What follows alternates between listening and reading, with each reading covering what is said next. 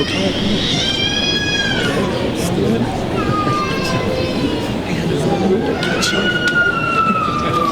Thank you, sir. I got it open.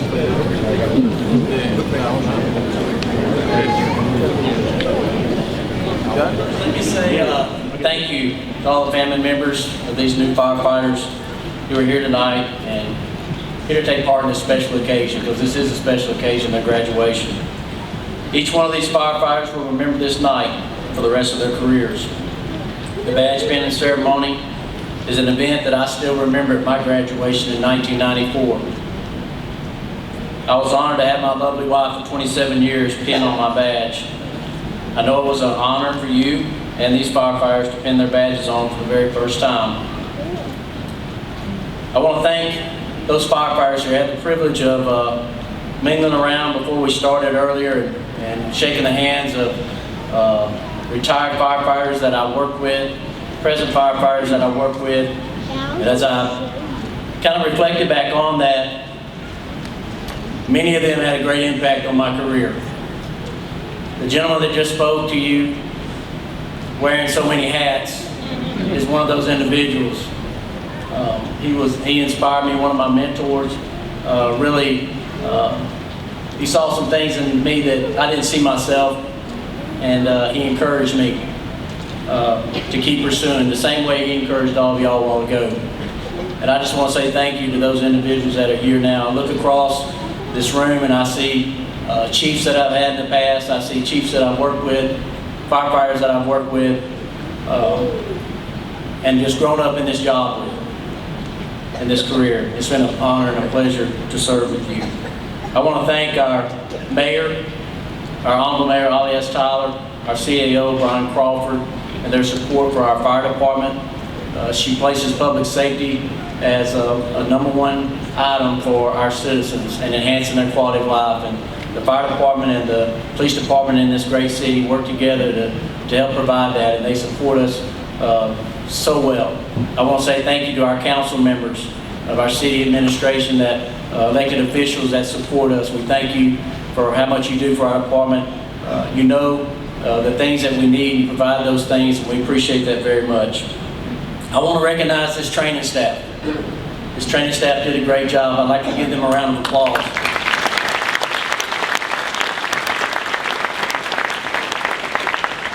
I was a training officer for 5 years, and I was a basic training coordinator when I was a training officer, and I know the work that goes into it, not just in the time that you're physically there at the academy, but in your preparation for the classes that you teach and the drills that you do out in the drill field, and the responsibility that comes with that, ensuring that these men and women that come through our training academy are ready and prepared to enter this profession.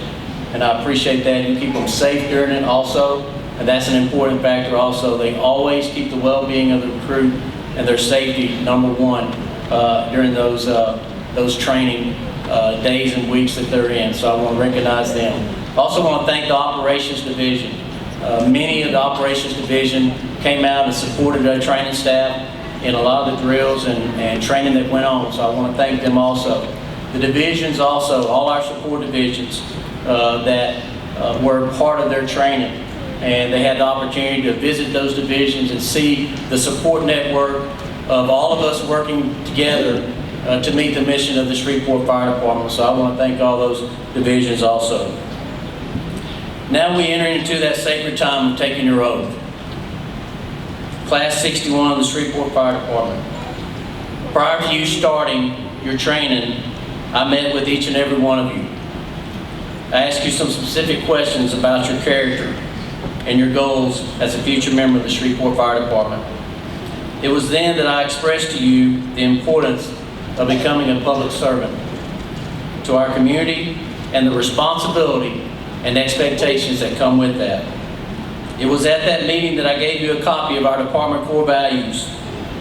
When you started your training, I met with you again collectively as a class to speak in detail on those core values, the importance of them, and my expectations of you reflecting them both on and off duty as long as you wear that uniform. Those core values are indisputable. and I will hold you accountable to reflect them for the remainder of your career, as also I expect you to hold me accountable to reflect them for the remainder of my career. They are equal to all of us, regardless of rank. I spoke to you also about setting goals for your career as a firefighter. You have all just accomplished your first goal in your career, and that's successfully graduating fire basic training. Based on you all successfully passing this training, you all now have the privilege of taking your oath to serve this community as a Shreveport firefighter. It is a privilege and an honor to serve. I challenge you and require you to always remember your oath. It is a promise that you will make today before your family, before your co-workers, and before the citizens of this community, that you will serve to the best of your ability every day as long as you are a Shreveport firefighter. Remember your oath when times get tough in your career. Remember your oath when you're called out at 2 o'clock in the morning to respond to an EMS call for help and you have already been up all night. Remember your oath when you're tired and you feel like you can't go on. Remember your oath when you allow your attitude to become negative. But most of all, remember your oath because it is rooted in your integrity as a public servant to faithfully and impartially serve to the best of your abilities, always. Shreveport Fire Basic Class number 61, please prepare yourself to receive your oath.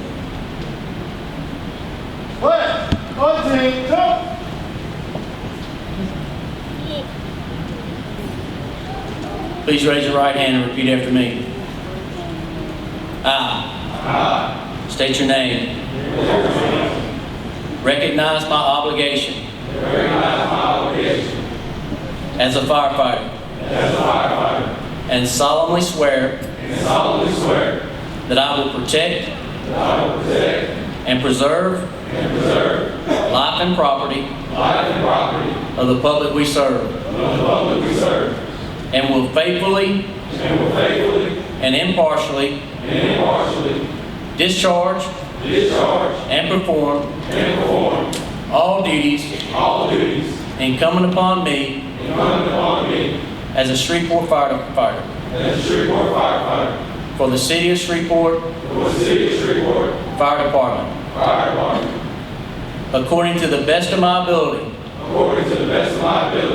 and understanding, so help me God. Congratulations, man.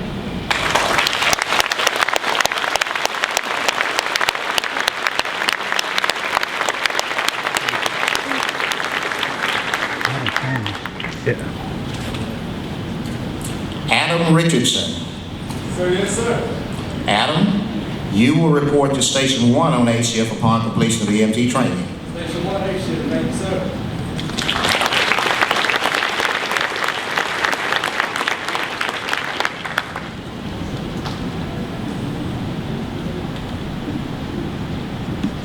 Now, this one's going to be hard for me to pronounce. Kamanikas Taylor?